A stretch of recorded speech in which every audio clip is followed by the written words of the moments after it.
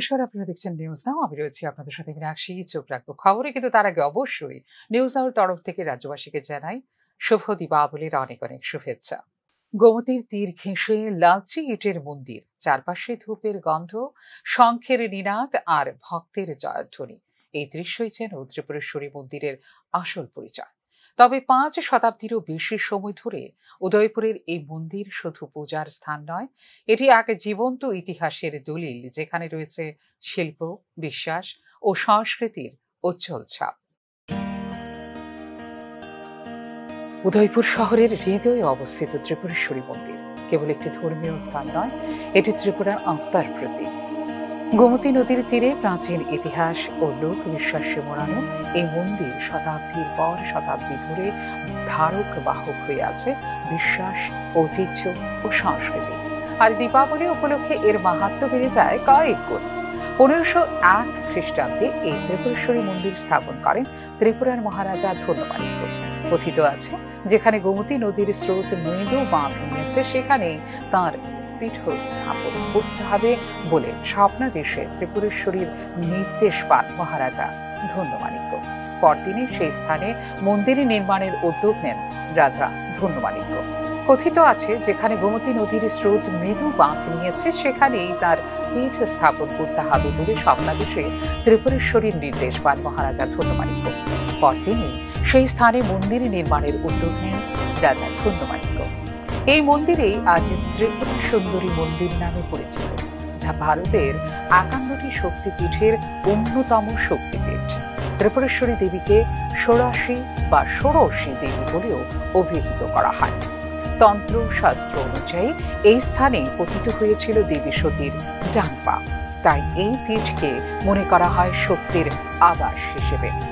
দেবীর মূর্তি কালো কোষ্ঠী পাথরে নির্মিত, যার চেহারায় একসাথে ধরা পড়ে এক রহস্যময় শান্তি ও শক্তির প্রকাশ। মন্দিরের স্থাপত্যে মিশে আছে মণিপুরী ও আর্য নাগর শৈলীর ছোঁয়া। টেরাকোটার সূক্ষ্ম কাজ, লাল ইটের নির্মাণ ও মন্দিরের চূড়ায় স্বর্ণ লেপিত কলস এই স্থাপনাকে দেয় এক অনন্য মর্যাদা। ভেতরের গর্ভগৃহে দ্বীপের আলোয় দেবীর মুখে যে আবেশ ছড়ায়, তা দর্শনার্থীর হৃদয়কে ভরে তোলে ভক্তির স্পর্শে। দীপাবলি উৎসবের সময় এই মন্দিরে অনুষ্ঠিত হয় ত্রিপুরা সুন্দরী দীপাবলি মেলা। হাজার হাজার ভক্ত ও তীর্থযাত্রীর সমাগমে মন্দির চত্বর হয়ে ওঠে আলোর উৎসবে ভাসমান। আলো, ধূপ, আরতির ধ্বনি ও শঙ্খের নিনাদে পবিত্র হয়ে ওঠে এই শক্তিপীঠ। শুধু ধর্ম নয়, ত্রিপুরার সংস্কৃতি, হস্তশিল্প, সঙ্গীত ও খাদ্য ঐতিহ্যেরও এক মিলন ক্ষেত্র এই মেলা। এখানকার মেলায় জড়িয়ে আছে গ্রামের শিল্পী, কুমোর, তাঁতি ও ব্যবসায়ীদের জীবিকাও। ত্রিপুরেশ্বরী মন্দিরে ত্রিপুরার মানুষের কাছে এক ঐক্যের প্রতীক। হিন্দু, জনজাতি ও অন্যান্য সম্প্রদায়ের মানুষ এখানে আসেন, পুজো দেন, রাখেন মান্যতা। কেবল ধর্মীয় বিশ্বাস নয়, সামাজিক সম্প্রীতিরও এক অনন্য নিদর্শন এই মন্দির। মন্দিরের সংরক্ষণ ও পরিকাঠামো উন্নয়নের দায়িত্ব রয়েছে রাজ্য সরকার ও ত্রিপুরা সুন্দরী দেবস্থান ট্রাস্টের ওপর। পর্যটন কেন্দ্র হিসেবে এই মন্দিরকে বিশ্বমঞ্চে তুলে ধরারও চলছে পরিকল্পনা।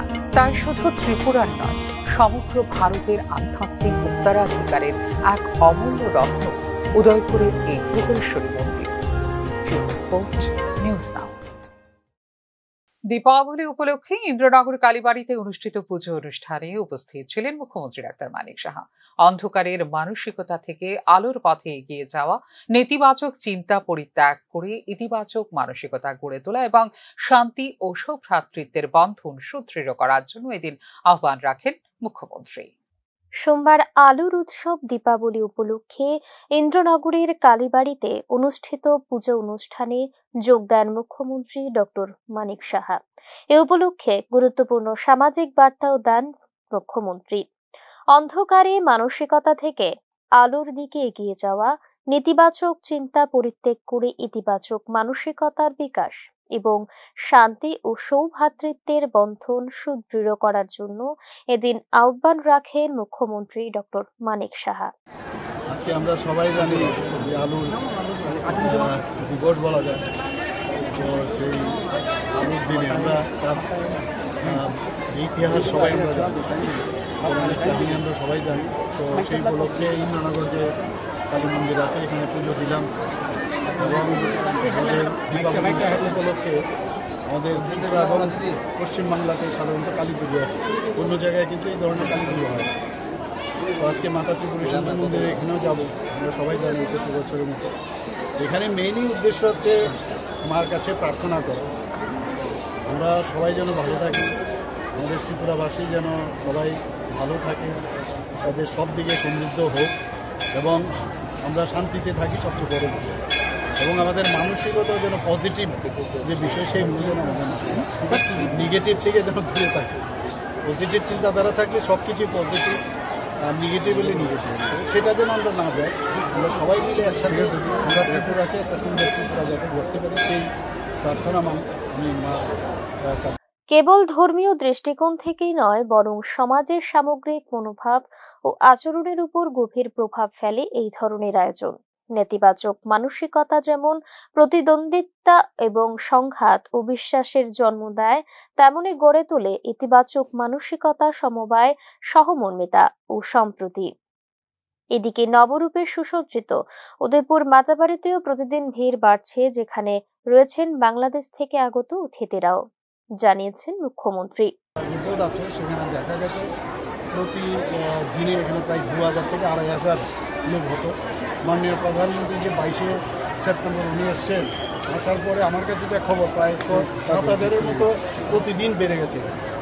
তো এটা একটা বিরাট পাওনা আমাদের জন্য, এবং যেভাবে ওখানকার যে পরিসর এত ভালো হয়েছে, সুন্দর হয়েছে, আমরা যেভাবে ওখানে এখন মানুষ যারা পর্যটক থেকে শুরু করে যারা ওখানে পুজো দিতে আসছেন সবাই মানে ওই জায়গার অবস্থা দেখে খুশি সবাই, এবং শুধু ত্রিপুরার মানুষ না, বাইরের থেকেও এখানে আসছেন, বাংলাদেশ থেকেও প্রচুর লোক এখানে আসছেন। আপনারাও সবাই মা ত্রিপুরা সুন্দরী মন্দিরকে আপনাদের মিডিয়ার মাধ্যমে আমি বলবো যে সবার কাছে আপনারা ওনার যে অবস্থা, তার যে ইতিহাস, প্রায় 500 বছরের পুরনো ইতিহাস, সেই সম্পর্কে মানুষকে আপনারা জানাবেন। ধন্যবাদ। ধর্মীয় অনুষ্ঠান শুধুমাত্র আধ্যাত্মিকতার প্রকাশ নয়, বরং সমাজের মানসিক ও নৈতিক উন্নয়নের একটি গুরুত্বপূর্ণ মাধ্যম। আনন্দ উদযাপনের পাশাপাশি সামাজিক সম্পর্ক, নৈতিক শিক্ষা ও সাংস্কৃতিক ঐতিহ্যের এক অবিচ্ছেদ্য অংশ হলো এই আলোর উৎসব। এদিন ইন্দ্রনগর কালীবাড়িতে পুজো দেওয়ার সময় রাজ্যবাসীকে দীপাবলির শুভেচ্ছাও জ্ঞাপন করেছেন মুখ্যমন্ত্রী doctor Manik Saha. Bureau report, news now. নিরাপত্তা মানে শুধু অস্ত্র ও ইউনিফর্ম নয়, তা এক গভীর দায়িত্ববোধের প্রতীক, দেশের গণতন্ত্রের অন্যতম ভিত্তি, অবাধ ও শান্তিপূর্ণ নির্বাচন। আর সেই প্রক্রিয়াকে সুরক্ষিত রাখতেই প্রতিবারের মতো এবারও ব্যতিক্রম নয় ত্রিপুরা রাজ্য রাইফেলস। ত্রিপুরার গণ্ডি পেরিয়ে জাতীয় দায়িত্ব পালনে আবারও মাঠে নামছেন রাজ্যের জওয়ানরা। বিহার বিধানসভা নির্বাচনের জন্য দীপাবলির পরেই রাজ্য ত্যাগ করবেন টিএসআর জওয়ানরা। আসন্ন বিহার বিধানসভা নির্বাচনকে ঘিরে দেশের বিভিন্ন রাজ্য থেকে আধা সামরিক বাহিনী মোতায়েনের প্রস্তুতি শুরু করেছে ভারতের নির্বাচন কমিশন। সেই তালিকায় আবারও জায়গা করে নিয়েছে ত্রিপুরা রাজ্য রাইফেলস, যা রাজ্যের নিরাপত্তা ব্যবস্থার গর্ব বলেই পরিচিতি। কেন্দ্রীয় স্বরাষ্ট্র মন্ত্রকের নির্দেশে টিএসআর এর 5টি কোম্পানি যাচ্ছে বিহারের নির্বাচনে নিরাপত্তার দায়িত্ব পালন করতে। ত্রিপুরা রাজ্য রাইফেলের জওয়ানদের নেতৃত্ব দেবেন 7ম ব্যাটালিয়নের কমান্ডেন্ট জ্যোতিষ্মান দাস চৌধুরী। শুধুমাত্র রাজ্যের দায়িত্বেই নয়, বহুবার আন্তঃরাজ্য নির্বাচনের দায়িত্বে নিজেদের যোগ্যতা প্রমাণ করেছে টিএসআর জওয়ানরা। পশ্চিমবঙ্গ, আসাম, নাগাল্যান্ড, এমনকি ছত্তিশগড়ের নির্বাচন নিরাপত্তা রক্ষায়ও তাঁদের দক্ষতা স্বীকৃত। নিরপেক্ষতা, শৃঙ্খলা ও দ্রুত পরিস্থিতি নিয়ন্ত্রণে দক্ষতার জন্য টিএসআর এখন এক বিশ্বাসযোগ্য বাহিনী হিসেবে নিজেকে প্রতিষ্ঠিত করেছে নির্বাচন কমিশনের কাছে। নিউজ নাও এর হাতে আসা তথ্য অনুযায়ী দীপাবলির পরেই ট্রেনে রওনা দেবেন টিএসআর জওয়ানরা। সূত্রের খবর, প্রতিটি কোম্পানিতে থাকবেন প্রায় 100 থেকে 120 জন জওয়ান। মূলত ভোট কেন্দ্র, ইভিএম সংরক্ষণ কেন্দ্র ও সংবেদনশীল এলাকাগুলোতে মোতায়েন থাকবেন তারা। অপরদিকে এই মোতায়েন রাজ্যের আইন শৃঙ্খলায় কোনো প্রভাব ফেলবেন না, কারণ পর্যাপ্ত ফোর্স রাজ্য থেকেই যাবে বলে জানিয়েছে রাজ্য প্রশাসন। প্রশাসন। উল্লেখ করা যেতে পারে, বিহারে একেবারে নির্বাচন হবে 2 দফায়। 6 নভেম্বর হবে প্রথম দফার ভোট গ্রহণ পর্ব, দ্বিতীয় দফার ভোট হবে 11 নভেম্বর। ভোট গণনা এবং ফলাফল ঘোষণা হবে 14 নভেম্বর। নির্বাচনের আগেই আইন শৃঙ্খলা পরিস্থিতি নিয়ন্ত্রণে রাখতে কেন্দ্রীয় বাহিনীর পাশাপাশি যুক্ত করা হচ্ছে রাজ্যভিত্তিক বিশেষ বাহিনীকেও। এই ক্ষেত্রে ত্রিপুরা রাজ্য রাইফেলসের এই ধরনের দায়িত্ব পালন কেবল নিরাপত্তার দায়িত্বই নয়, বরং ত্রিপুরার পেশাদার বাহিনীর প্রতি এটা জাতীয় আস্থার প্রতীক বলেও মনে করছেন প্রতিরক্ষা বিশেষজ্ঞরা। বিগত 2 দশকে টিএসআর শুধুমাত্র সন্ত্রাস দমনেই নয়, নির্বাচনী শান্তি রক্ষাতেও আস্থা অর্জন করেছে দেশের কাছে। ব্যুরো রিপোর্ট, নিউজ নাও। অন্ধকার থেকে আলোর দিকে উত্তরণের এই রাত্রি শুধু উৎসব নয়, এটি বিশ্বাস, ভক্তি ও ঐতিহ্যের এক অনন্ত যাত্রা।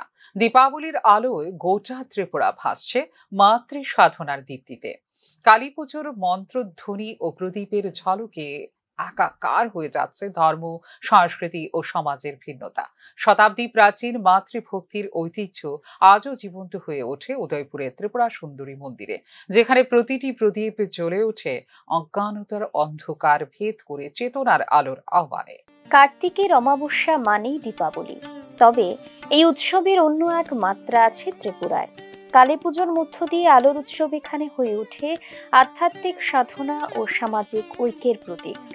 দীপাবলি শুধু আলো জ্বালানোর উৎসব নয়, এটি অজ্ঞানতার অন্ধকার ভেদ করে চেতনার দীপ্তিতে পৌঁছানোর প্রয়াস, যার কেন্দ্রে আছে মাতৃ সাধনা। ত্রিপুরার ইতিহাসে শক্তি আরাধনার শিকড় বহু যুগ পুরনো। চট্টগ্রাম বরাক উপত্যকা থেকে শুরু করে সিলেট, মেঘনা অববাহিকা পর্যন্ত রাজপৃষ্ঠপোষকতায় শক্তি সাধনার ধারায় আজও অটুট মাতৃভক্তি। এই ঐতিহ্যের ধারাবাহিকতায় আজও দীপাবলির রাতে রাজ্যের সর্বত্র জ্বলে ওঠে হাজারো প্রদীপ। ভক্তিতে মুখরিত হয় উদয়পুরের ত্রিপুরা সুন্দরী মন্দির। এই মন্দির শুধু ধর্মীয় স্থল নয়, এটি ত্রিপুরার সাংস্কৃতিক পরিচয়ের মূল ভিত্তি। দীপাবলির রাতে এখানে সমবেত হয় রাজ্যের সব শ্রেণী, সম্প্রদায় ও অঞ্চলের মানুষ, যা আধ্যাত্মিক ভক্তির সঙ্গে সামাজিক সম্প্রীতিরও এক অনন্য উদাহরণ। রাত্রিবেলা প্রথম অবস্থায় যেরকম 6:30টার সময় মাকে স্নান করিয়ে রাত্র 8টার সময় মায়ের আরতি, 8টার সময় আরতি কমপ্লিট করে তারপরে দেখা যাবে যে মায়ের এখানে শুরু হয়ে যাবে 10টার সময় শুরু হয় প্রথম অবস্থায়। 10টার সময় নিশি পূজার কাজ কমপ্লিট করব, কমপ্লিট করে তারপরে দেওয়ালি পূজা শুরু হবে। নিশি পূজা কমপ্লিট করে দেওয়ালি পূজার পরে বলিদান, হোম, এসব সব পূজা অর্চনা কমপ্লিট করা হবে। ঠিক তদ্রূপ দেওয়ালির দিন যেভাবে চলেছে, ঠিক 20 তারিখ, 21 তারিখ এবং 22 তারিখ মেলা তো আমাদের এখানে 3 দিন, 20 তারিখ, 21 তারিখ, 22 তারিখ, তো 3 দিন ঠিক এভাবেই পূজা অর্চনা। দীপাবলি আজ আর কেবল হিন্দু ধর্মীয় উৎসব নয়। জৈনরা এই দিন মহাবীরের মোক্ষ লাভ স্মরণ করেন, শিখ ধর্মাবলম্বীরা পালন করেন বন্দি ছোট দিবস, বৌদ্ধরা দেখেন আলোর প্রতীকী অর্থে মানবতার জয়। ফলে দীপাবলি আজ বহু ধর্মীয় ঐক্যের প্রতীক হয়ে উঠেছে গোটা দেশেও। ত্রিপুরায় একই চিত্র, যেখানে কালী পুজোর আবহে সকল সম্প্রদায়ের মানুষ অংশ নেন আনন্দ মিলনের উৎসবে। গ্রাম থেকে শহর, মন্দির থেকে প্যান্ডেল, সবখানেই দেখা যায় এই অন্তর্ধর্মীয় ঐক্যের ছোঁয়া। দীপাবলির রাতে শক্তি আরাধনা কেবল ধর্মীয় আচারে সীমাবদ্ধ নয়, এর মধ্যে নিহিত রয়েছে দর্শনেরও গভীরতাও। হিন্দু ধর্মীয় শাস্ত্র অনুসারে কালী হলেন সময় সৃষ্টির নিয়ন্ত্রণী শক্তি। তাঁর কৃষ্ণবর্ণ, লাল জিহ্বা, মুন্ডমালা সবই প্রতীকমূলক, যা ইঙ্গিত দেয় ধ্বংসের মাধ্যমে নবসৃষ্টির। রামপ্রসাদ সেন, বামাখ্যাপা, রামকৃষ্ণ থেকে কাজী নজরুল সকলেই শক্তিকে দেখেছেন ভয়ের নয়, মাতৃত্বের প্রতীক হিসেবে। তার রূপে মিশে আছে সৃষ্টির আনন্দ বিনাশের চেতনা, যা মানুষকে শেখায় অন্ধকারও আলোরই পথ প্রদর্শক। ত্রিপুরায় দীপাবলির সামাজিক প্রভাব বিশাল। গ্রামীণ ও শহর স্তরে উৎসবটি অর্থনীতি, সংস্কৃতি ও পর্যটনকেও প্রভাবিত করে। মাতাবাড়ির দীপাবলি মেলায় লক্ষাধিক মানুষের সমাগম তৈরি করে রাজ্যের ক্ষুদ্র ব্যবসায়ী থেকে শুরু করে শিল্পীদের আয়ের ক্ষেত্র। তার পাশাপাশি সাম্প্রদায়িক সম্প্রীতি ও সামাজিক বন্ধনের বার্তাও বহন করে এই দীপাবলি উৎসব। অন্ধকার থেকে আলোর দিকে, ভয় থেকে বিশ্বাসের এই রাত্রির মর্মার্থ এখানেই। দীপাবলি ও শক্তি আরাধনা তাই কেবল ধর্মীয় অনুষ্ঠান নয়, এটি ত্রিপুরার আধ্যাত্মিক ঐতিহ্য, সাংস্কৃতিক সংহতি ও সামাজিক ঐক্যের প্রতিফলন। এই রাতের প্রদীপ তাই শুধু আলোকিত করে না মন্দির বা গৃহদ্বার, বরং জ্বেলে দেয় অন্তরের চেতনার আলো, যেখানে মিলেমিশে যায় আধ্যাত্মিক, মানুষ আর মানবতার এক চিরন্তন সম্পর্ক। Bureau report, news now. রাজ্যভিত্তিক সিনিয়র মহিলা দাবায় 6 পয়েন্ট নিয়ে অপরাজিত চ্যাম্পিয়ন হয়েছেন অর্ষিয়া দাস।